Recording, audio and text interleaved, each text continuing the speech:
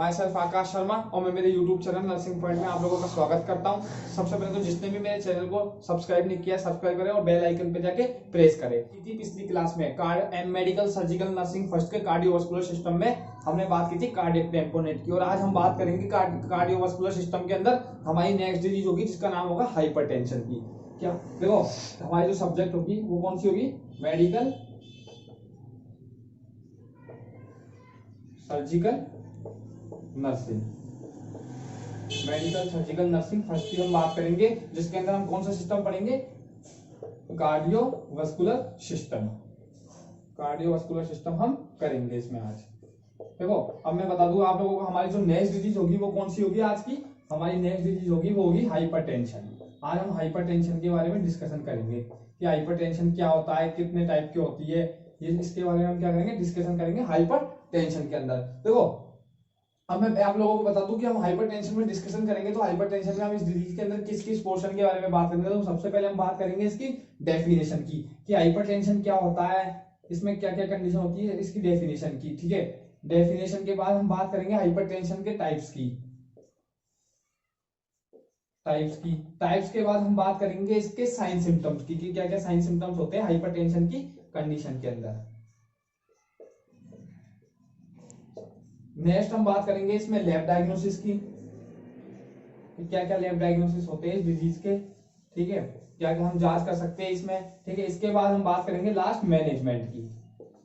इसमें हम मैनेजमेंट में बात करेंगे इसके पहले बात करेंगे सबसे पहले हम मेडिकल मैनेजमेंट में, एंड सेकंड बात करेंगे हम इसमें नर्सिंग मैनेजमेंट में।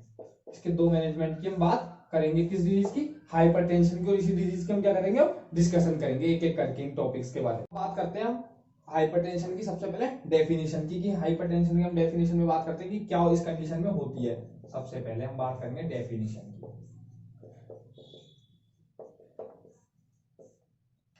देखो, ये हाइपरटेंशन की मैं बात करूं, हाइपरटेंशन एक क्या होती है? Hypertension is main condition are increase the blood pressure into coronary artery. ये क्या होता है? इसके अंदर जो कोरोनरी आर्टरी होती है, कोरोनरी आर्टरी के अंदर जो बीपी होता है, ब्लड प्रेशर, वो क्या हो जाता है? इंक्रीज हो जाता है, मतलब कि काफी तेज हो जाता है। क्या होगा? हाइपरटेंशन के अंदर क्या होता है? देखो, सबसे पहले बात करते हैं हाइपर का मीन्स हम कहते हैं ज्यादा या इंक्रीज, एक तरीके से बहुत इंक्रीज हो जाना। तो टेंशन का मीन्स होता है यहाँ पे, हम इसको बात कर रहे हैं प्रेशर से, सॉरी, और टेंशन का मतलब हम यहाँ पे प्रेशर से डिनोट कर रहे हैं। तो एक तरीके से क्या होना, जो कोरोनरी आर्टरी होती है उसमें जो ब्लड का प्रेशर होता है वो कंप्लीटली तौर पे क्या हो जाएगा?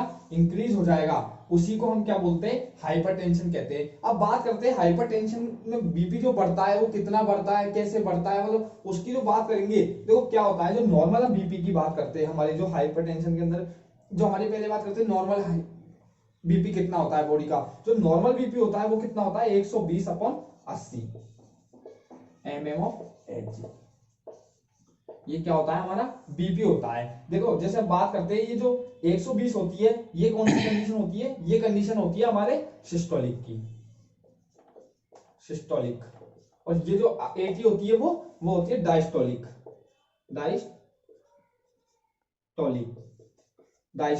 अब इसमें क्या होता है, जब हमारा जो बीपी होता है वो कितना होता है? नॉर्मल 120/80 होता है। लेकिन अभी यदि हम बात करें, हमारा जो बीपी होता है वो 140 से 90 चला जाए, एक बार बात करो, हमारी बॉडी के अंदर जो ब्लड का प्रेशर होता है वो 120 से 80 होता है नॉर्मल। लेकिन यदि हमारी बॉडी के अंदर जो बीपी का प्रेशर होता है, ब्लड प्रेशर होता है, वो कंप्लीटली क्या होता है? 120/80 से बढ़ के 40 से 190 पहुंच जाए, तो उसी को हम क्या कहते हैं? हाइपरटेंशन। अब देखो, सडनली अगर बीपी का जैसे हमारा बीपी बढ़ता है, जैसे हमारा बीपी कितना हुआ? 140 से 90 हुआ, तो उसको हम एक तरीके से क्या कह सकते हैं? Pre hypertension. इसको हम क्या बोल सकते हैं? प्री हाइपरटेंशन बोल सकते हैं। मैंने बोला था हमारी क्या होती है, जो कोरोनरी आर्टरी होती है, कोरोनरी आर्टरी के अंदर जो ब्लड का प्रेशर होता है वो कंप्लीटली तौर पे क्या हो जाता है? इंक्रीज हो जाता है। यानी कि बीपी जैसे ही बढ़ा बॉडी के अंदर, जो आर्टरी के अंदर, तो उसी के कारण से क्या होता है?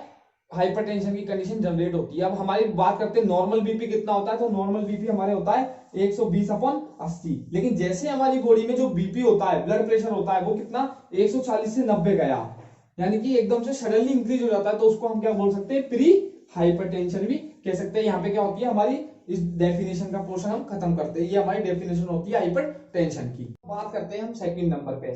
पहले हमने डेफिनेशन की बात की, अब हाइपरटेंशन की हम बात करेंगे टाइप्स के बारे में कि कौन कौन से टाइप्स के ये हाइपरटेंशन होते हैं। ठीक है, देखो हाइपरटेंशन के जो टाइप्स होते हैं वो क्या होते हैं, 4 टाइप की हाइपरटेंशन होती है हमारे बॉडी में। ठीक है, सबसे पहली जो हाइपरटेंशन होती है वो होती है primary hypertension. Primary hypertension. Second पे होती है हमारे सेकेंडरी हाइपरटेंशन की कंडीशन। इसके नेक्स्ट होती है हमारे पास मेलिनगेंट हाइपरटेंशन। मेलिनगेंट हाइपरटेंशन जो एंड लास्ट जो हमारे पास जिसके टाइप होता है हाइपरटेंशन का, वो होता है पल्मोनरी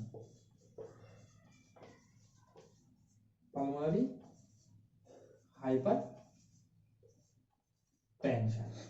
देखो हमारे यदि बॉडी में 90 से 95% अगर बीपी बढ़ता है तो वो किस में कंडीशन में आता है, प्राइमरी हाइपरटेंशन के अंदर आता है। यानी कि 90 से 95% अगर हमारी बॉडी में क्या होता है, बीपी इंक्रीज होता है, या जो हाइपरटेंशन की कंडीशन जनरेट होती है वो कौन सी होती है, प्राइमरी हाइपरटेंशन की कंडीशन। अब देखो बात करते हैं इसके मेनली कॉज कौन कौन से होते हैं। प्राइमरी कंडीशन में अगर हमारे हाई बीपी अगर सडनली हमारे फर्स्टली पहली बार जब देखने को बढ़ता है, हमारा बीपी बढ़ रहा है, तो किस कारण से बढ़ सकता है, इसमें वो बढ़ सकता है हमारे पास स्ट्रेस के कारण से, ओबेसिटी के कारण से, टेंशन के कारण से, स्मोकिंग के कारण से, एंड इनसफिशिएंट रेस्ट के कारण से। ये क्या होते हैं, ये ऐसे फैक्टर होते हैं जिनके कारण से हमारी बॉडी में क्या होता है, प्राइमरी हाइपरटेंशन की कंडीशन देखने को मिलती है। अब बात करते हैं सेकेंडरी हाइपरटेंशन में हमारी बॉडी में क्या क्या कंडीशन देख लो। देखो ये क्या होती है, जैसे बात करते हैं मेटाबॉलिक कॉज के कारण से, साइकोलॉजिकल डिसऑर्डर से या साइकोलॉजिकल कॉज के कारण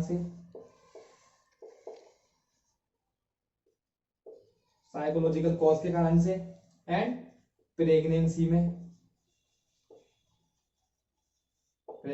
एंड ड्रग्स, इनके कारण से अगर हमारी बॉडी में क्या होता है, बीपी इंक्रीज होता है कोरोनरी आर्टरी के अंदर, तो वो क्या कहलाती है, एक तरीके से सेकेंडरी हाइपरटेंशन। अब बात करते हैं मेलिग्नेंट हाइपरटेंशन क्या होता है। देखो मैंने आपको एक बीपी के बारे में बताया था अभी, जो हमारा बीपी होता है वो नॉर्मल होता है 120 से 80, और मैंने बोला था ये वाला जो बीपी होता है वो होता है डिस्टोलिक बीपी। ठीक है, डिस्टोलिक। अब डिस्टोलिक में इसमें बात कर रहा हूं, हमारे मेलिग्नेंट हाइपरटेंशन के अंदर बात करते हैं हम डायस्टोलिक की बात करते हैं। ये कितना होता है हमारी बॉडी में, 80। यदि आप सोचो, यदि हमारा डिस्टोलिक बीपी होता है जो 80 होता है, लेकिन हमारी बॉडी के अंदर जो डिस्टोलिक बीपी होता है, जो डिस्टोलिक बीपी अगर मैं बोलूं कि 80 से बढ़ के, इसका क्या होता है, नॉर्मल 80 होता है, या 80 से बढ़ के एकदम से इंक्रीज हो जाए कितना, 120, मतलब कि हमने बात करी थी सिस्टोलिक एंड डिस्टोलिक। हमारा जो नॉर्मल सिस्टोलिक बीपी होता है वो 120 होता है, लेकिन आप सोचो अगर हमारा डिस्टोलिक बीपी 80 होता है नॉर्मल, और 80 से बढ़ के एकदम से इंक्रीज हो जाए काफी, और डिस्टोलिक ये क्या चल जाए 120 पे चला जाए, तो उसी को क्या कहते हैं, मेलिग्नेंट हाइपरटेंशन कहते हैं। ये क्या होती है, जो मेलिग्नेंट हाइपरटेंशन की जो कंडीशन होती है, malignant hypertension is very harmful condition होती है, एक बहुत लाइफ थ्रेटनिंग कंडीशन, यानी कि इंजरीबल कंडीशन या नेक्रोसिबल कंडीशन कहते हैं, यानी कि बॉडी को बहुत डेथ के अंदर भी ये ले जा सकती है। अब बात करते हैं पल्मोनरी हाइपरटेंशन की। देखो पल्मोनरी हाइपरटेंशन के अंदर क्या होता है, पल्मोनरी आर्टरी की अगर आती है, जो हार्ट होता है ना, हार्ट के लेफ्ट साइड से हार्ट के राइट साइड से लेफ्ट साइड में ब्लड की सप्लाई कराती है, हार्ट के राइट साइड से लेफ्ट साइड में ब्लड की सप्लाई कराती है। अब सोचो जो हार्ट है, हार्ट में यहां से क्या हो रही है, राइट साइड से ब्लड की सप्लाइंग हो रही है। अब यहाँ लोअर पार्ट में आई, लोअर चैम्बर से होके लंग्स में पहुंची, लंग्स से अपोजिट चली गई लेफ्ट साइड के अंदर। अब यहाँ पे सोचो जब ब्लड की सप्लाइंग हो रही हो और इस ब्लड की सप्लाइंग के दौरान पल्मोनरी आर्टरी के अंदर ब्लड का प्रेशर क्या हुआ, इंक्रीज हो गया। जैसे ही ब्लड का प्रेशर क्या हुआ यहाँ पर इंक्रीज हुआ तो वही कंडीशन क्या कहलाती है, एक तरीके से पल्मोनरी हाइपरटेंशन। पल्मोनरी आर्टरी क्या कराती है, हार्ट के राइट साइड से लेफ्ट साइड में ब्लड को फ्लो कराने का काम करती है। तो उसका जो प्रेशर होगा, ये फ्लोरेशन जो रेट होगी वो कंप्लीटली क्या होगी, जो फ्लोरेशन रेट होगी वो कंप्लीटली तौर पे इंक्रीज हो जाएगी। तो उसके इंक्रीज के कारण से क्या होता है, पल्मोनरी हाइपरटेंशन की कंडीशन जनरेट होती है। ये हमने बात कर ली है इसके टाइप्स के। यहाँ पे हमारे क्या होते हैं, टाइप्स खत्म होते हैं हाइपरटेंशन के। तो हम जो बात करेंगे हाइपरटेंशन की, हमने बात कर ली डेफिनेशन की और उसके टाइप्स की। अब बात करेंगे हम सेकंड नंबर पे उसके साइन सिम्टम कि क्या क्या साइन सिम्टम होते हैं हाइपरटेंशन के अंदर, क्या क्या कंडीशन देखने को मिलती है हाइपरटेंशन के अंदर। अब हम इसकी बात करेंगे। देखो मैं आपको बता दूं, सबसे पहले जो साइन सिम्टम में हमको देखने को मिलती है कंडीशन, वो कौन सी मिलेगी, डेजीनेस की, यानी कि हमारे को चक्कर आएंगे बहुत ज्यादा, ठीक है, डेजीनेस की कंडीशन देखने को मिलेगी। इसके अलावा डिसएरिथमिया की कंडीशन देखने को मिलेगी। नेक्स्ट पे हमको जो देखने को मिलेगी वो कौन सी मिलेगी, ड्राउजीनेस की कंडीशन हमको देखने को मिलती है किसके अंदर, इसके साइन सिम्टम्स में। इसके बाद जो हमको देखने को मिलेगा वो मिलेगा लॉस ऑफ मेमोरी की condition, loss of memory. Next पे जो मिलेगा वो मिलेगा लेस कंसंट्रेशन।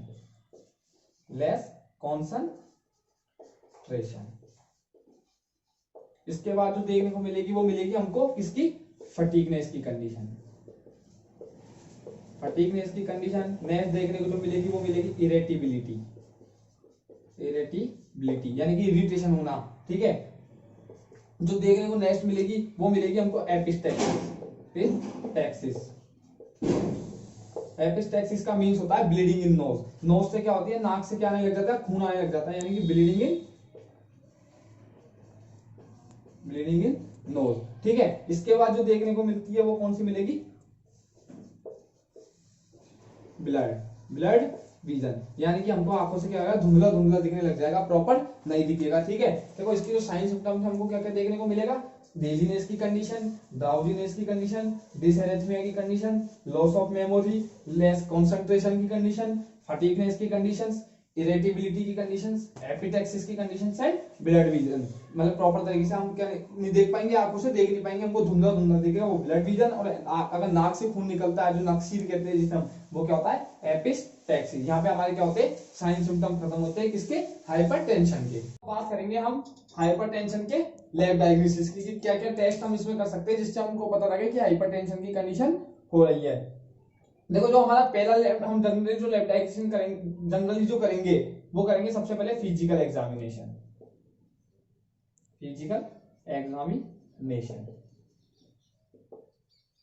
ठीक। नेक्स्ट पे हम जो करेंगे वो टेस्ट होगा हमारा हिस्ट्री कलेक्शन।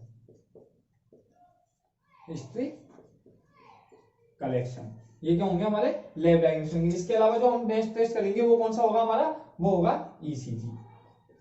कौन सा, सॉरी, ईसीजी। मैंने आपको पहले ही बताई थी, ईसीजी इलेक्ट्रोकार्डियोग्राम। क्या करेंगे, ईसीजी करेंगे। इसके नेक्स्ट हम जो करेंगे वो होगा चेस्ट एक्सरे, ठीक है। चेस्ट एक्सरे के बाद जो लैब डायग्नोसिस करेंगे वो हमारे पास जो लैब डायग्नोसिस होगा नेक्स्ट, वो कौन सा होगा, यूरिन टेस्ट, यानी कि यूरिन टेस्ट या एग्जामिनेशन, यूरिन का एग्जामिनेशन करना। जो नेक्स्ट करेंगे वो करेंगे सीरम इलेक्ट्रोलाइट लेवल टेस्ट। ये क्या होता है, ये मोस्ट इंपॉर्टेंट कॉज होता है हाइपरटेंशन का। कौन सा, सीरम इलेक्ट्रोलाइट लेवल टेस्ट। ये कौन सा होता है, मोस्ट इंपॉर्टेंट कॉज होता है। इसके अंदर हम दो कंडीशन इसके अंदर जो दो डायग्नोसिस देखने को मिलते हैं वो कौन से होते हैं हमारे को, एक होता है हाइपरकैलेमिया और जो नेक्स्ट देखने को मिलेगा वो मिलेगा हाइपरनेट्रेमिया।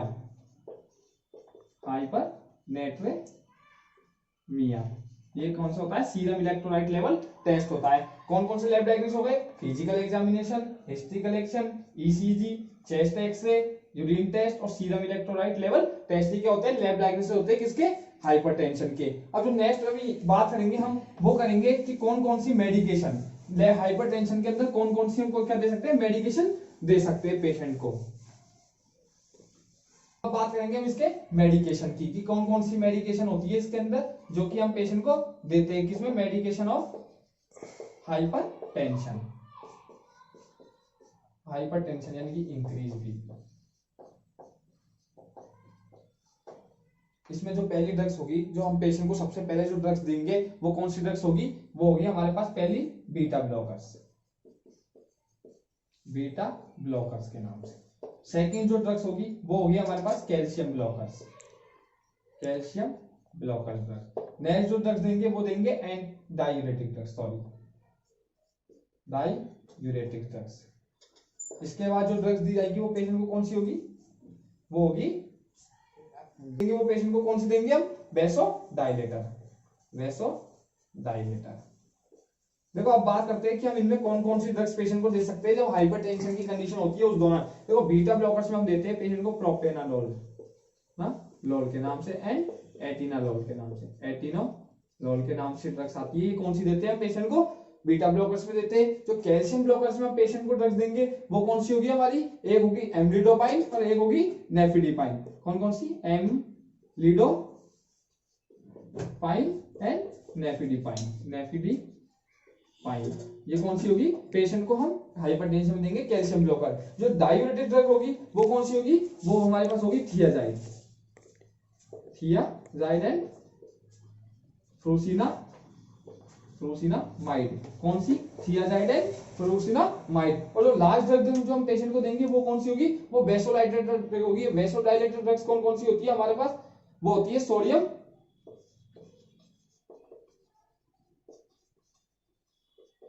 प्रोसिनामाइड के नाम से। ये सारी कौन सी होगी, ये मेडिकेशंस होती है हमारे पास किसकी, हाइपरटेंशन की। कौन कौन सी ड्रग्स दी थी, पहले दी थी बीटा ब्लॉकर, सेकंड पे दी कैल्शियम ब्लॉकर, नेक्स्ट पे दी थी हमने डायूरेटिक, एंड में दी थी हमने कौन सी, वेसोडाइलेटर। जो बीटा ब्लॉकर्स में प्रोपेनाडोल, एटिनालोल के नाम से दी थी।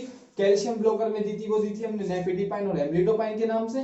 नेक्स्ट जो दी थी वो डायूरेटिक दी थी। डायूरेटिक में हमने कौन कौन सी ड्रग्स दी थी पेशेंट को, थियाजाइड एंड फ्रूसिनामाइड के नाम से। नेक्स्ट ड्रग देंगे वो वेसोडाइलेटर होगी जो कौन सी होती है, सोडियम प्रोसिनामाइड के नाम से जो ड्रग्स आती है। ये कौन सी होती है, मेडिकेशन होती है हाइपरटेंशन की।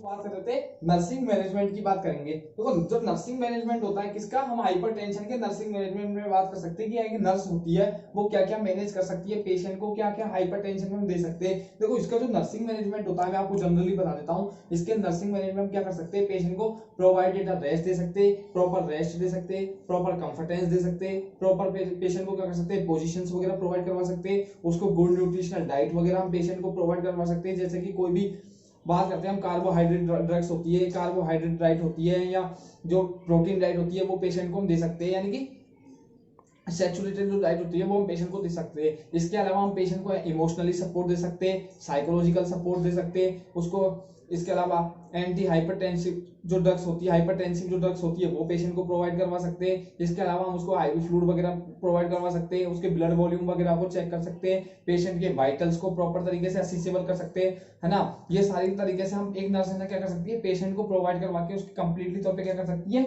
नर्सिंग मैनेजमेंट कर सकती है। किस कंडीशन में, हाइपरटेंशन की कंडीशन में। इसी को क्या कहते हैं हम, हाइपरटेंशन। और इसी के साथ क्या होता है, हमारे जो कार्डियोवास्कुलर सिस्टम है, कार्डियोवास्कुलर सिस्टम की नेक्स्ट डिजीज हमने चौथी डिजीज पढ़ी है हाइपरटेंशन, वो भी हम इसके साथ खत्म करते हैं।